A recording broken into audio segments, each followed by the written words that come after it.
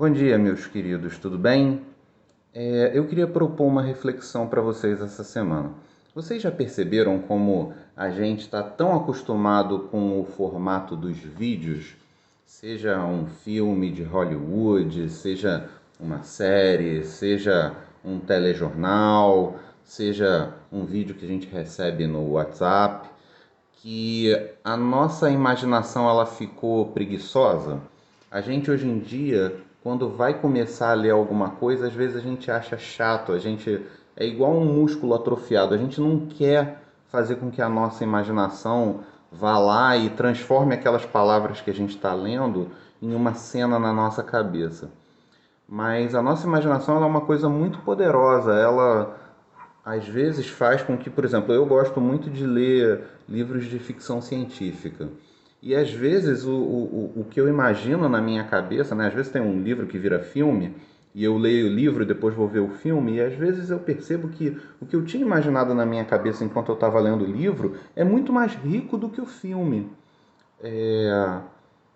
E eu queria propor que a gente hoje tentasse fazer um exercício mesmo, como se fosse um exercício de academia, quando a gente estivesse lendo o texto da Bíblia e tentar colocar a nossa imaginação para funcionar e fazer isso um filme mesmo na nossa cabeça, tá? Eu vou propor que a gente abra as nossas Bíblias em Atos capítulo 12 e a gente vai começar lendo do versículo 1. Vocês já viram como um filme às vezes tem aquela cena inicial que a gente chama de establishing shot, né? Que é aquela tomada aérea que mostra, sei lá, a cidade de Paris, ou de Nova York, ou de Istambul, ou seja qual for, né? E às vezes até aparece escrito lá Istambul, né? Para quê? Para a gente saber que as cenas seguintes vão acontecer naquela situação. O capítulo 12 de Atos começa assim: nessa ocasião, o rei Herodes prendeu alguns que pertenciam à igreja, com a intenção de maltratá-los. Essa é a situação, tá? Herodes estava prendendo pessoas que pertenciam à igreja. E aí, qual é a cena inicial do nosso filme, né? Ele mandou matar à espada Tiago, irmão de João. Eu não disse que ia ser um filme legal, né? Que ia ser um filme que ia começar bem, que ia ser um filme tranquilo, de aventura pra cima. Não, ele começa com uma cena contundente mesmo. Ele começa chamando a atenção da gente pra gente entender que o contexto era muito pesado, né? E mais, vendo que isso agradava aos judeus, o que Herodes fez?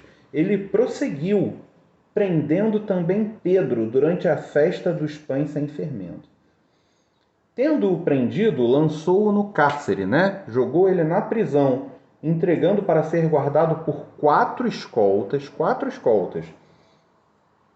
de soldados, de 4 soldados cada uma, ou seja, tinha 16 guardas, né, no turno ali se revezando só para tomar conta de um único preso que era Pedro. Herodes pretendia submetê-lo a julgamento público depois da Páscoa. O que acontecia naquele momento? Esse cenário é um cenário de desesperança. O primeiro cristão que foi preso, ele mandou matar a espada. E o segundo cristão, ele estava na prisão com 16 guardas guardando ele durante o feriado, porque depois do feriado ele ia ser submetido a julgamento e certamente o destino que esperava era o mesmo, porque isso estava agradando aos judeus, né? Que não queriam saber da igreja, que eram ortodoxos e que eram contra a ideia de Jesus como Messias. Versículo 5. Pedro então ficou detido na prisão, mas a igreja orava por ele. Depois eu quero que você faça o exercício de continuar lendo até o versículo 12, né? Eu parei no versículo 5. Você pode continuar lendo depois até o versículo 12, tentando montar esse filme na sua mente, né? A gente sabe o que vai acontecer, né? A gente já tem o spoiler do final do filme, principalmente se não é a primeira vez que você lê esse texto. Mas assim, o que eu queria chamar a sua atenção é que no versículo 5, a igreja orava por ele. Por que a igreja orava por ele? porque ela acreditava que, apesar de ter sido amando de Herodes, né, apesar de ter sido, apesar de ter 16 guardas se revezando para guardar Pedro, apesar do que tinha acontecido antes com Tiago, irmão de João, a igreja acreditava que a oração podia mudar as coisas, podia fazer a diferença, como efetivamente mudou. Existem outros textos que eu gostaria que você levasse para a sua semana. O primeiro deles está em Efésios, capítulo 6, versículo 18, que diz o seguinte: orem em todo tempo no Espírito, com todo tipo de oração e súplica, e para isso vigiem com toda perseverança e súplica por todos os santos. Então, todo tipo de súplica pode ser trazida para a oração. Por quê? Porque a oração, ela efetivamente pode mudar as coisas, né? O outro texto que eu queria que você levasse para a sua semana está em Filipenses, capítulo 1. Eu vou ler dos versículos 9 ao 11. Esta é a minha oração, que o amor de vocês aumente cada vez mais em conhecimento e toda percepção, para discernirem o que é melhor, a fim de serem puros e irrepreensíveis até o dia de Cristo, cheios do fruto da justiça, fruto que vem por meio de Jesus Cristo, para a glória e louvor de Deus. Paulo falava aos filipenses que ele estava orando por eles e que na oração deles, ele queria que o amor deles aumentasse, que eles crescessem em conhecimento e percepção e discernissem o que era melhor e fossem puros e irrepreensíveis, né? Paulo acreditava que, através da oração dele, pessoas comuns, como eu e você, com erros e defeitos, poderiam ser transformadas, né? Ele acreditava no poder da oração.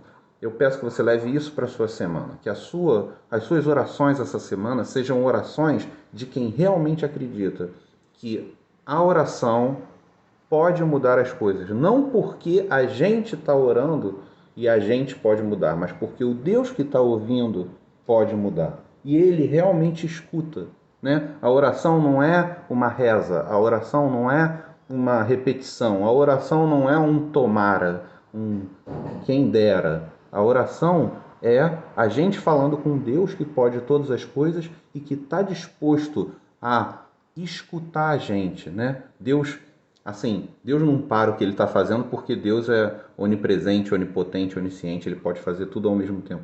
Mas para a gente entender como ser humano, Deus para o que Ele está fazendo para escutar você. E Ele pode todas as coisas. Então, eu queria que você levasse isso para você realmente essa semana sobre o poder da oração. Eu também queria colocar para vocês o texto de Tiago, capítulo 5, versículo 16. Portanto, confessem os seus pecados uns aos outros e orem uns pelos outros para serem curados. A oração de um justo é poderosa e eficaz. Mais uma vez, a oração, ela tem poder, ela realmente faz diferença. Ela não é uma coisa para inglês ver, ela não é uma coisa para cumprir tabela. A oração, ela realmente muda.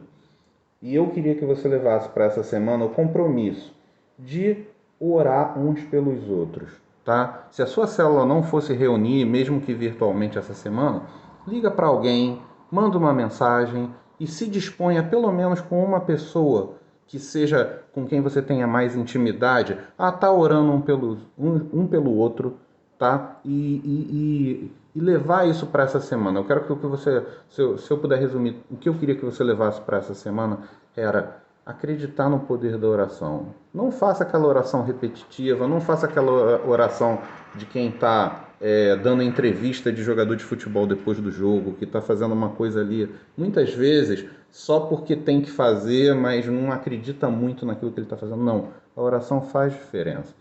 E se a gente aprender a realmente abrir o nosso coração e a realmente se colocar com sinceridade diante de Deus, isso vai mudar o nosso dia e a nossa semana. E é isso que eu quero para você. Amém? Fique na paz. Um abraço em nome de Jesus.